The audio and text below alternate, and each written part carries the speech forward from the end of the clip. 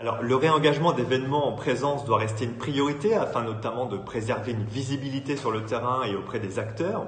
Beaucoup de concurrents restent encore hésitants à s'engager dans cette voie et on a là, à mon sens, l'occasion de marquer des points auprès des partenaires locaux qui nous sont extrêmement reconnaissants de la solidité de notre partenariat et qui, du coup, n'hésiteront pas à donner une place de choix à l'Institut. C'est ce qu'on a fait. Par exemple, dans les prochains mois, on envisage d'être présent à la Dubai Design Week ou à la Foire du livre de Sharjah, qui d'ailleurs veut nous remercier en invitant un prix Nobel de littérature français. Alors pour autant, évidemment, le format 100% présentiel ne fait plus de sens pour le moment.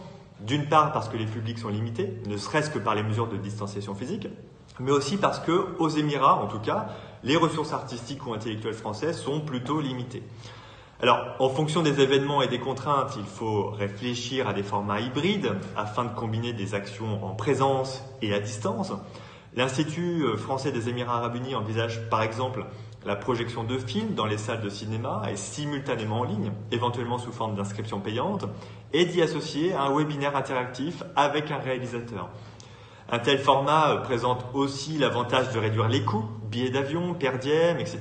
et d'avoir peut-être aussi des personnalités plus connus qui ne viendraient pas sur place en temps normal.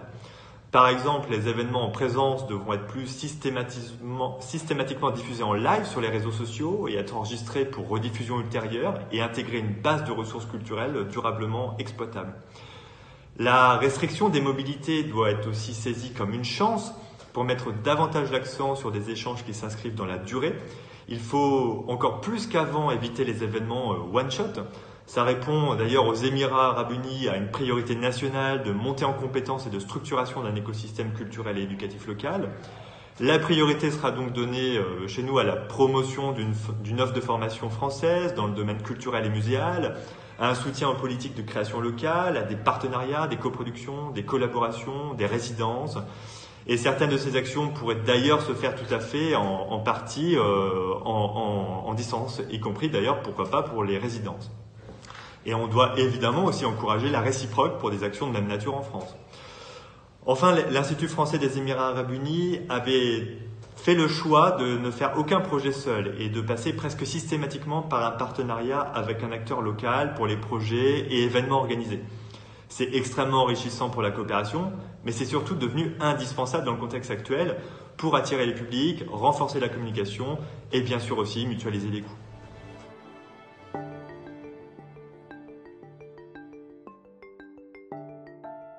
Nous devons saisir ce basculement numérique comme une opportunité pour atteindre de nouveaux publics, notamment les plus jeunes.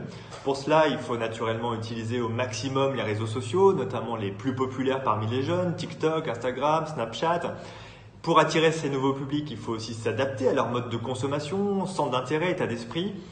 Les vidéos courtes, l'utilisation de l'humour, la légèreté, les jeux concours ont énormément marché ici aux Émirats.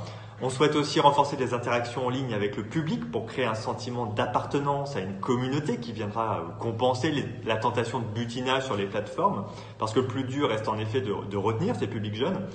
On souhaite aussi mettre en ligne des témoignages d'étudiants ou de personnalités locales dans lesquels le public cible peut s'identifier.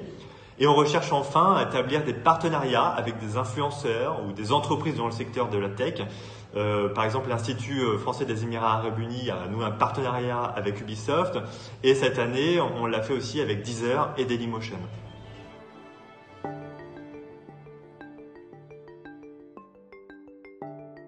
L'utilisation beaucoup plus intense et dynamique des réseaux sociaux, notamment les plus populaires auprès de la jeunesse connectée, est bien sûr une priorité, c'est une évidence. Mais l'investissement nécessaire pour gérer ces différentes plateformes reste souvent sous-estimé et doit pouvoir être géré à plein temps.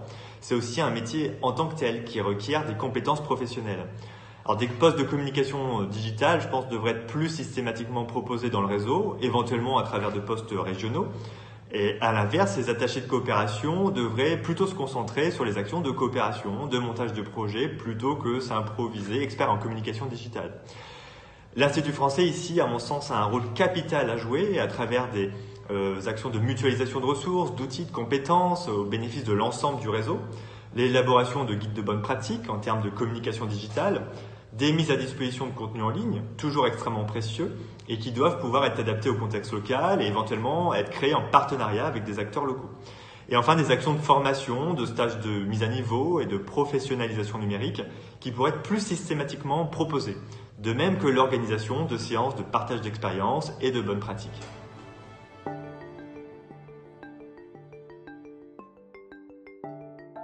Les Émirats arabes unis sont un pays historiquement très proche du monde anglo-saxon. La quasi-totalité des élites émiriennes y a fait ses études. Les normes juridiques, éducatives, commerciales sont largement influencées par le droit britannique et américain. Les institutions émiriennes fonctionnent avec un nombre très important d'experts anglo-saxons. Toutefois, la France, au cours de la dernière décennie, a réussi à occuper une place hors norme avec la Sorbonne à Abu Dhabi, puis plus récemment avec le Louvre à Abu Dhabi. Pour autant, évidemment, cette place est loin d'être acquise dans la durée et la concurrence est très forte parmi les acteurs anglo-saxons notamment, mais de plus en plus aussi asiatiques, la Chine, la Corée, voire européens. Et on a, je pense, deux cartes à jouer, me semble-t-il, deux narratifs sur lesquels insister. Le premier, bien sûr, c'est celui de la France comme puissance culturelle qui dispose d'un secteur culturel fort et structuré.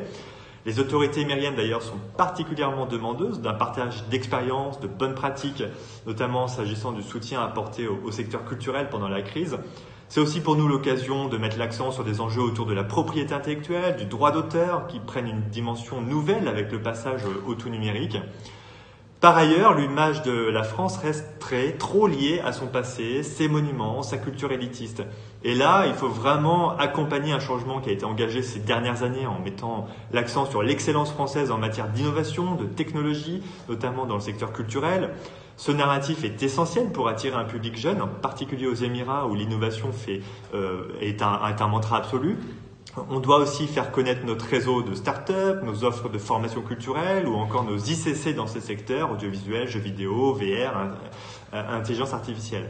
Alors, sans renier notre image traditionnelle, on doit aussi montrer qu'apprendre la langue française, c'est pas simplement chic, mais ça offre aussi des débouchés professionnels et constitue un élément distinctif dans les secteurs économiques les plus dynamiques et innovants.